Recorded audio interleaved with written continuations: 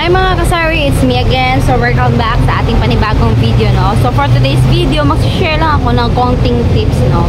Para sa ating mga negosyante or kahit anong negosyo man yan na pinapasok mo or sa mga like katulad sa akin sa store owner. Number 1 talaga, pagpasok mo sa tindahan or paglabas mo sa bahay, huwag mo talaga kalimutang magdasal.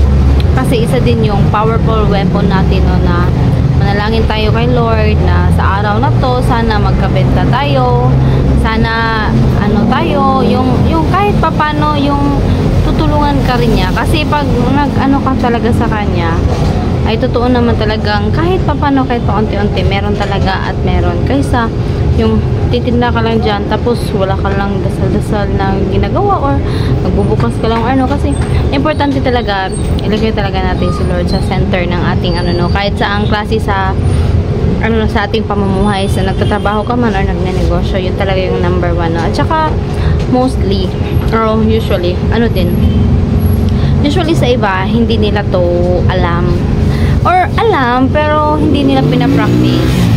So, advice ko lang, huwag niyo talaga kalimutan magbigay ng share kay Lord. Kasi, lagi nating isipin na itong lahat ng blessings na natanggap natin sa buhay natin, eh, galing to sa Kanya. So, diba, ando naman sa Bible, nakasaad lahat, diba, na bigyan natin siya ng part niya, 10% sa income natin.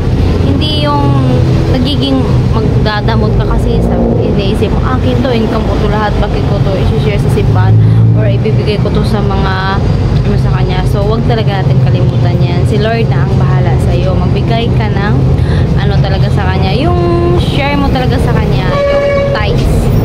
Yun talaga yung pinaka-importante. Kahit anong religion ka man o anong pinapractice nyo sa religion nyo, wag nyo talaga yun kalimutan. Number 1, magdasal.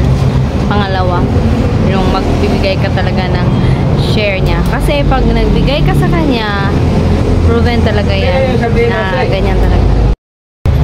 So yun, no, pag nagbigay ka talaga sa Kanya at sinishare mo kung ano man yung binigay niya sa'yo, doble, triple pa ang darating sa'yo na blessing. So sa lahat ng bagay na gagawin natin, huwag natin kalimutan si Lord. Kasi isipin natin at saka ipasok natin sa puso't isip natin na hindi tayo maging ganito kung wala siya. Kasi kahit hindi man natin siya nakasama physically, pero siya yung nagbibigay sa lahat ng blessing at saka yung mga magandang nangyari sa buhay natin. So yun lang yung for today's video at sana nagustuhan nyo yung vlog natin for today at see you sa ating next vlog. Thank you for watching. Bye bye.